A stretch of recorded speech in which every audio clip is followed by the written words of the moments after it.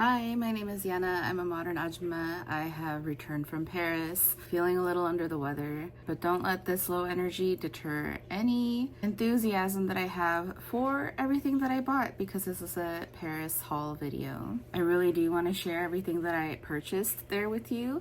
I also really just want to get this recording done so that I can clean up all this mess behind me and put everything away. When I went to Paris, I had no idea what I was going to buy. I had like a loose, vague idea of the things that I wanted to buy. Like number one, obviously books. I wanted to try to find some UK edition books. There's something about the UK book size that is, I think, smaller and squatter than the American book size. And also the covers are different. Some covers just reflect, I don't know if it's reflecting the European sense of aesthetic compared to like a more bigger, bolder American aesthetic for American covers. I don't know.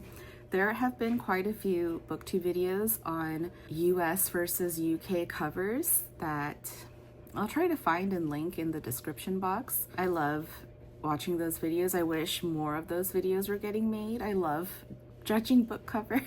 We need to get rid of that adage to never judge a book by its cover. You should always judge a book by its cover. That's someone's job, to make a book's cover more appealing for the reader to want to choose to read. Number two that I prioritized in my shopping list is, you're gonna laugh, but it's magnets. I collect travel magnets. I also collect a Christmas ornament from wherever I travel. It's just a thing. My parents did it. I'm doing it. And number three, you're not gonna be surprised by this, but it's perfume. I really wanted to purchase a bottle of perfume that reflects the city, I guess. Is that a little cringe? Whenever I travel, I feel like my nose is activated for this particular fragrance scent of the city, if you will, where, you know, I'm walking like 30,000 steps a day. I'm smelling a lot of different people and I'm seeing how they're dressed. I'm smelling their fragrance. In Seoul, I kept smelling this like santal, sandalwoody, like florally woody fragrance. And so I bought nonfiction's, I forgot the name of it, but it was like a rosy sandalwoody fragrance. It isn't exactly the fragrance that I was smelling on everybody. On everybody else, it just smelled so much cooler than what I feel like I'm like. Like if I had purchased the exact fragrance that I kept smelling in Seoul, I didn't feel like it was particularly me. But from the nonfiction range where I think if I were to have purchased the fragrance that I kept smelling on everybody, it would have been like the nonfiction Santal. I think that's the name. I'll put it up here. But I smelled it and it wasn't exactly me, even though I think it smells amazing and it smells like a really cool person. And I'm just a more rosy kind of gal. So I personally purchased the rose one. And when I was in Paris, I kept smelling the same thing. I kept smelling this almost incensey, saffron-y. It's not a floral. I can't even claim to be a novice at fragrance because I've been obsessed with fragrance for a long time, but I still never really got to know like fragrance terms like fougere and chypre. Is that the word? How to say it? You know, I should study fragrance terms a little more, considering how much I love fragrance. At this point, I should know them. But I kept smelling this fragrance in Paris. I wanted to find myself at some beautiful Parisian fragrance temple of capitalism. Whether it be like a fragrance boutique or, in my instance, an entire floor of the Printemps fragrance beauty department, which is like its own building, and each floor is dedicated to like a department within beauty. And so I think the second floor is the entire floor of just fragrances. And there were so many French brands that I've never heard of, never seen before. That was a time. I didn't have a particular fragrance that I had my sight on necessarily. Sometimes when you see something and you feel like it's the one, I let my instinct take over. So I found myself at the Trudon counter. It was beautiful. Where I am in Southern California, it's a little hard to find a Trudon counter or boutique. Everything is online, and to smell everything, like I'd have to order a sample set. I've smelled a few Trudon fragrances here and there. I know Melissa loves Ile, which I also really like. That perfume smells like a melancholy poem. It is beautiful. And so I was thinking maybe this is the time when I finally buy Ile. However, yes, I purchased the Trudon bottle. This is her. I have still yet to unwrap. I'm so excited. Look how gorgeous and French it looks. Even the salesperson at the Trudon counter was dressed in like a almost contemporary historical outfit.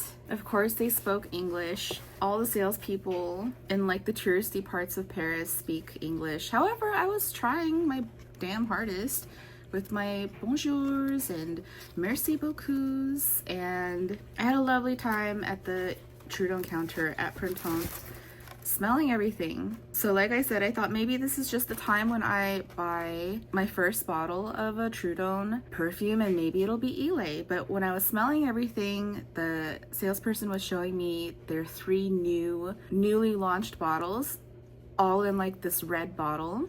So of course I smelled them all, and one of them smelled like what I was smelling in Paris, and it was Midnight Omen, and it just smelled really, really good. I knew that this was it. This smells like Paris. This smells like the chicest 50-year-old Parisian woman who I kept seeing on the streets walking, dressed beautifully, but not like too overdone. And she was smelling like this. I purposely didn't spray anything. Oh yeah. This smells like Paris to me.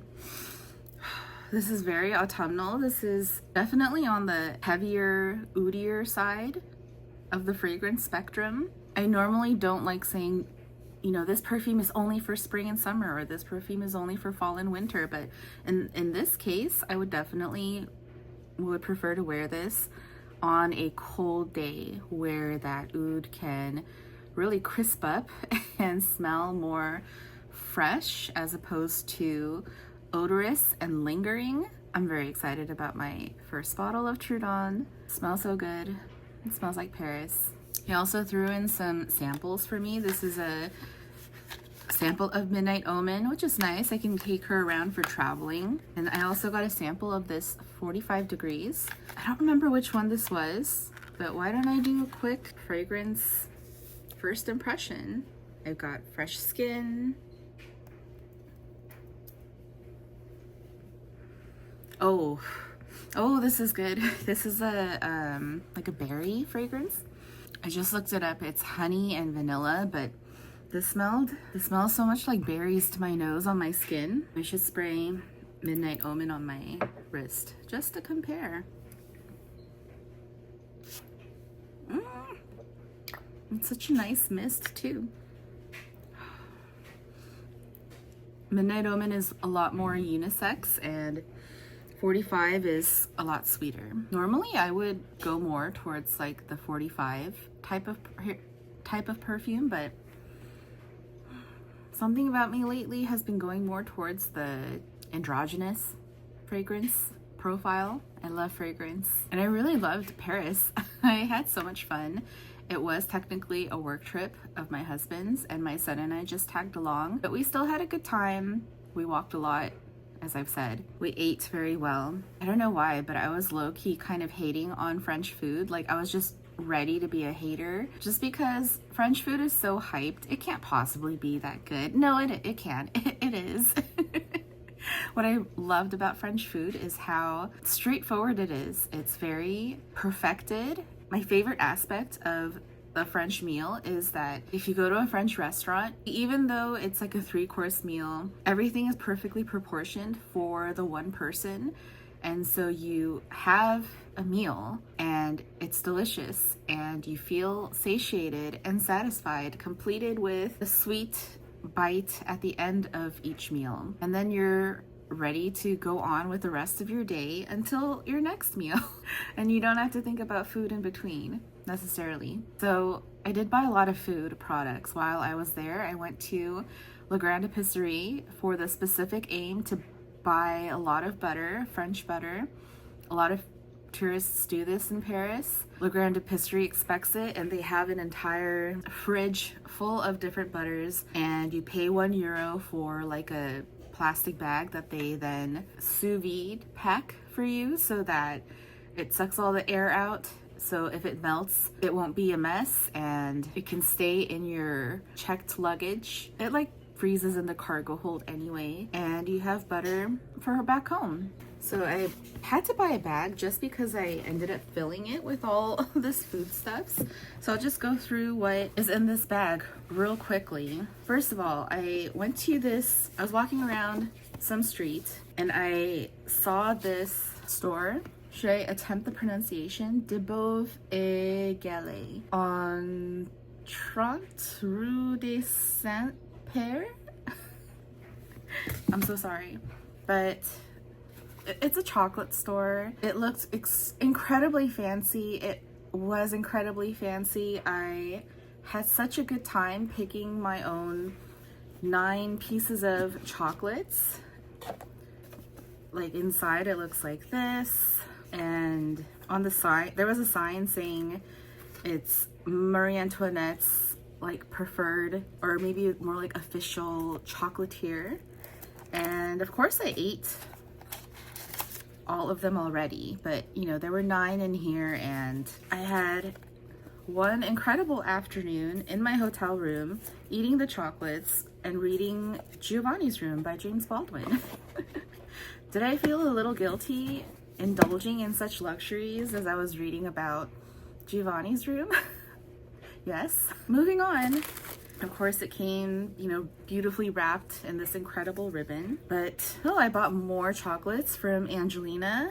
This is their praline chocolates. More things from Angelina. It's funny because I didn't even go to Angelina, the cafe.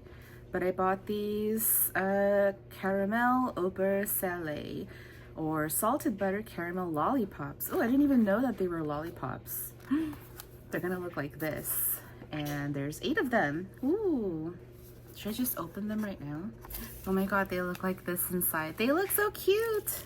Oh my gosh, I can't wait to eat one after this recording. I also bought a tube of Angelina brand's chestnut cream, which I immediately ate with my jar of Maison Bordier natural yogurt, just tart unsweetened yogurt, which I always like to eat just plain for the first half, and then the second half I always want it a little bit sweeter to finish off with that sweet taste. And so I squeezed in some of the chestnut cream into the yogurt. I also bought this box of Where is Bibliosophie when I need French pronunciation tips. Afshin? Afshin? Is that how you pronounce this? Being Southern Californian presents a unique obstacle because we're pretty much ingrained to think of the Spanish pronunciations. And so whenever I read a French word, my brain can't help thinking of the Spanish way to pronounce things. And then I also learned Italian for a college semester. So I have all these European languages jumbled in my head. So it's more or less a mystery box of pronunciation possibilities. Anyway, I think this is a box of violet candies. I like girly flavors, like rose cardamom lattes are my jam. I love rose jam. I love rose flavored things. And I read way too much Agatha Christie to not be curious about violet flavored things. I have no idea what these are gonna taste like. Should I just do a taste test? Why not? Let's do it. Inside it looks like this. What am I gonna do if I need to talk for the rest of this video? Cross that bridge when we get there. It's a hard candy. What am I tasting? I don't know. What is this flavor? It's violet. It's violet flavor. It's subtly sweet, but there's also a kind of tartness. It's almost like the, you know, like those Japanese milk candies, but European. Okay, let's move on. I think I bought a lot of teas. Yeah, I bought this box of tea, Nina's Paris Thé de Marie Antoinette. I have no idea what kind of tea it is. Just says it is, oh, it is a flavored black tea. Good, because I like black tea. Oh, with rose petals and Versailles apple rose essence. L'Original Nina's Marie Antoinette Thé. Smells good. I'm sure it just tastes like black tea with some rose flavor in there. Good thing I like rose. I got these PG tips just because I watch too many British YouTubers to not buy a box of PG tips. I'm pretty sure this is also a black tea. Yep, 40 black tea bags. So I bought that. I bought another tin of tea. This is from Damon Frere. Weekend Epicerie flavored oolong tea. I can't smell anything from the tin, but I'm sure it smells fantastic. What is this? It's from Afshen again. I don't even know what it is. Why did I buy it? Oh, it's mint candies. It says right there. It's a mint bonbon à la mint candy. But why does it look buttery? Because it's French.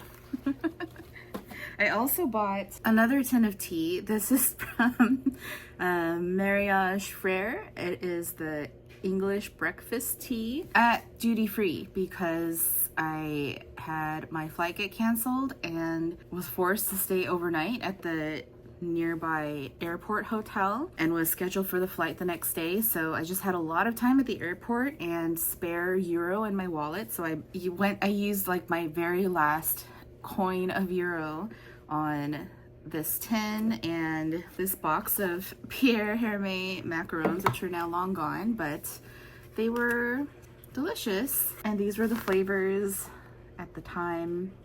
I think my favorite flavor was crepe Suzette, was quite good, as was infinite brioche. They were both very like vanilla, but with a twist. Oh, and Jardin Pourpre, which has olive oil and fig. That was very interesting. I could taste both fig and olive oil. Yeah, great time at Charles de Gaulle. I also went to a very, very like viral store in Paris called Merci, where I, of course, purchased the baguette pen. Is this how you open it? Yes, it is a pen that looks like a baguette. Is it a particularly good pen? It does not look like it absolutely whatsoever, but is it cute? Yes. Am I gonna use it? By use, if you mean like look at every now and then, absolutely. I also purchased these utility bags in these colors. I just picked 3 colors that I personally liked, and then I'm going to show my 2 best friends and have them both pick what color they want, and the leftover is mine. So once they're folded out, it looks like this. And I figured that, you know, it's like a pencil case. This is the kind of souvenir that I look for. Is it a Chanel bag? No, it's a Merci pencil case.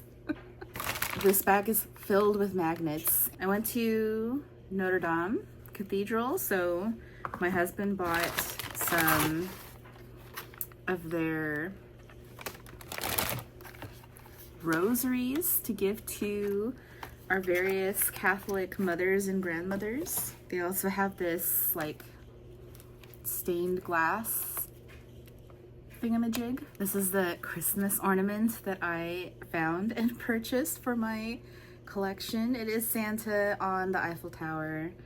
It says Joyeux Noel on the back, Paris in the front. It just makes me laugh. And these are all the magnets that I got.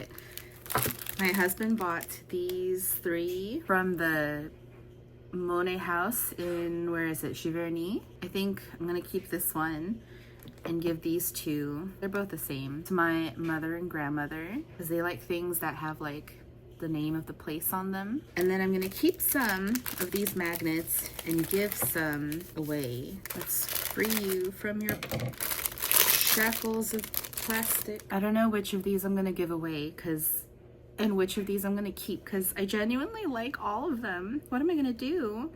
First, look at this Eiffel Tower guy with the baguette under his arm. And then this is like the standard type of city magnet that I collect on my fridge. It's got everything. It's got La Tour Eiffel and Notre Dame and, oh, that's it. And some Parisians, And then this one has Le Petit Prince. Before I started my Hobonichis, I used to exclusively write in the Le Petit Prince special edition moleskin journals. So I love Le Petit Prince as an aesthetic. I know it's a book too, but I thought this one was super cute. I don't know. What do you think? Which one should I keep? All of them? You know that you see a Chanel bag in the background. That's a bottle of Chanel No. 5 that my husband bought for his mother as her souvenir. But let's talk about what you really want to see. This big book of cats from the Musée d'Orsay gift shop. I went to the Musée d'Orsay specifically because over the summer in the Metropolitan Museum in New York, there was a fabulous John Singer Sargent exhibit that I was deeply, deeply upset having missed because I had just gone to New York in the spring. So when I saw that Musée d'Orsay was going to take over the exhibition at the same time that I would be in town, I was so thrilled. I had a wonderful time looking at all the Sargent paintings. I've seen most of the paintings already just over my lifetime at various other museums, but never all together like that in one space. It was a beautiful exhibit. I bought this just for funsies as a souvenir of the exhibit. I know that the exhibit has like its own book of it. Maybe I'll buy it one of these days. I'm not in a huge rush to purchase that. I also bought these two bookmarks. This is maybe my number 2 favorite painting of John Singer Sargent's, and this is maybe like my number 3 or my number 4. They both have the Musée d'Orsay stamp being in the back. I can't wait to use these. I also bought their corresponding magnets. I don't even know if I have all this fridge space for all of these magnets, especially going forward for future travels, but I couldn't help myself. I had to buy these magnets. Of course, they have the Musée d'Orsay price stickers on the back. This is what brings me joy in my souvenir hunting. I really wanted to find the Pierre Bonnard Le Blanc Shot. Is that the French title? It's Bonnard's painting of a white cat. It's a ridiculous painting. It's very famous. Voila, I found it. But what a ridiculous painting. And I was so excited because this painting lives at the Musée d'Orsay. And I was so excited to find it and look at it with my eyeballs for the first time. And unfortunately, it was in exhibition somewhere in China. Womp womp for me. But I bought this book at the gift shop. And it just gives me an excuse to go back to Paris. Yeah, I actually can't wait to read this. And I don't know why, but for whatever reason, the Musée d'Orsay gift shop had a couple of these Penguin English Library edition classic novels. So why did I think to get this edition of The Age of Innocence by Edith Wharton? Something connected me with Edith Wharton while I was in Paris. Is it because I was reading The Buccaneers at the same time? Maybe. But I saw this edition. I just bought it. There's nothing special about this. There's no like Musée d'Orsay stamp that they stamped on the book itself. Nevertheless, it is a haul. Oh, and I guess now I'll just get into the books that I purchased while I was in Paris. This is a little bit on the ridiculous side considering all this. However, you know what? I was on vacation. Ooh, but first let me show you a couple random things that I bought. I also collect playing cards. So whenever I see some like interesting playing cards, I buy them. This one is like the paintings of Vincent van Gogh, and this one is like women artists. And on each card, there are different artworks by different women artists. And this is what the backs look like. I found this at like a random art supply store. It was really nice inside actually. It had like 5 floors, and I had a really good time looking through every floor. If I lived in Paris, I would definitely stop by that art store regularly. I would definitely be a regular client of that store. So while at Merci, I also bought these 2 candles by Wabi Sabi. I bought the Hanami and Copenhagen scents. I don't know why I did. They just smelled good to me. They were relatively affordable. Why not? I'll burn them this fall and winter season. I bought this book from the Abbey Bookshop, which they packaged so nicely in its own paper bag with, oh, and I don't want to rip up the sticker if I can help it. No, I ripped it. The Abbey Bookshop was really cool. It was very narrow inside. It's both a new and used bookstore, so I just found this new edition. Ooh, they gave me some extra stickers anyway. I found this new edition of Wellness by Nathan Hill. I've been seeing this book in every English language bookstore that I went into. It must be heavily promoted there. I don't know why, but I also heard Diamond speak very highly about this book, and so I wanted to buy it. It felt like a sign and read it. I love the cover too. The cover design is by Mark Abrams. Let's give credit where credit's due. Yeah, I can't wait to get into this one. Oh, oh yes, they gave me a store bookmark as well. Nothing on the back, and a photo of the front as the bookmark cover. Of course, I had to go to Shakespeare and Co. That's the name. That very famous bookstore sells only English language books. It was crowded when I was there. This is the bookmark for Shakespeare and Company. It's fine. It's also extremely flimsy, but I was trying to figure out what book to pick from them, and ultimately I settled on these 2 Natalia Ginzburgs. Both of these are in the, I think it's Daunt. Yes, Daunt book UK edition, which I've seen online. I'm not quite sure how I feel about them. To me, they look a little boring. They look, you know, very uniform and maybe like reflecting of its Italian aesthetic. So in that sense, I like it. But you know, I'm a flashy American and I think that this is more on the boring side, but that's neither here nor there. I bought All Our Yesterdays and The City and the House, both by Natalia Ginzburg at Shakespeare and Company. Oh, do they do a book stamping? Yes, they do. Yes, they do. And I got them both stamped. And then I was walking on the street and saw a bookstore. So I just walked in. I did my damned hardest to say "Où est le livre en anglais, s'il vous plaît?" and saw their little English book section, and I found this, The Go-Between by L.P. Hartley, in this Penguin Modern Classics edition that I never see in the US, like in person. If I want to find this particular cover, I will have to buy it online. So I was happy to see this. This title has been in my wish list for a long time.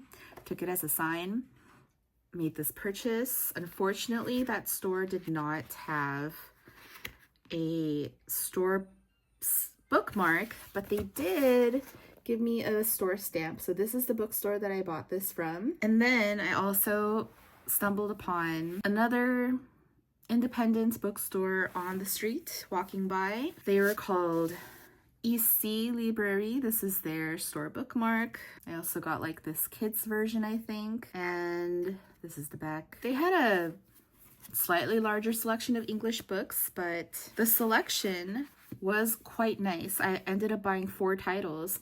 I bought this Vintage Classics. I'm pretty sure this is a UK edition because I never see this in the wild in the States either. I also saw these two Penguin Archive whites. This is the spine. I bought Andy Warhol Beauty and Clarice Lispector, The Burned Sinner and the Harmonious Angels. And last but not least, I found this copy of Bartleby the Scrivener by Herman Melville. This is a, oh, I knew what this publisher is. No, I didn't. It's a Melville House Publishing. What did I think it was? Oh, I think I thought this this logo was like the Faber Classics. Is that what it's called? But nope, it is the Melville House Classics.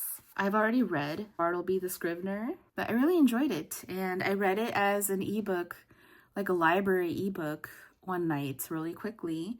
So I'm happy to have this paper copy of it. So one more time for the cheapskates in the back, as well as for my thumbnail, maybe. Here are all the books that I bought from Paris. Is this ridiculous? Perhaps. Are we judging? I hope not. So that's everything that I bought while I was in Paris. Is it more or is it less than what I had anticipated to buy from my trip? As random as a haul this was, I would say no. I think it's pretty on par. I'm very random, especially when it comes to trips. Am I happy with all of my purchases? Absolutely. Has it rekindled some underlying hunger for travel? Yes, it actually did. I normally cry about traveling. I'm not a great traveler. I'm such a homebody, but something about this Paris trip really made me want to travel more in future. I don't even know where. Just the thought of traveling and continuing to purchase random things, I guess. I don't know, see where my fridge and Christmas tree finds me at the end of my life. Yeah, this is so ridiculous. Who would have thought to make a pen look like a baguette? Only some wonderful person in the French tourism board. So with that, I will say thank you so much for watching. I will see you again very soon.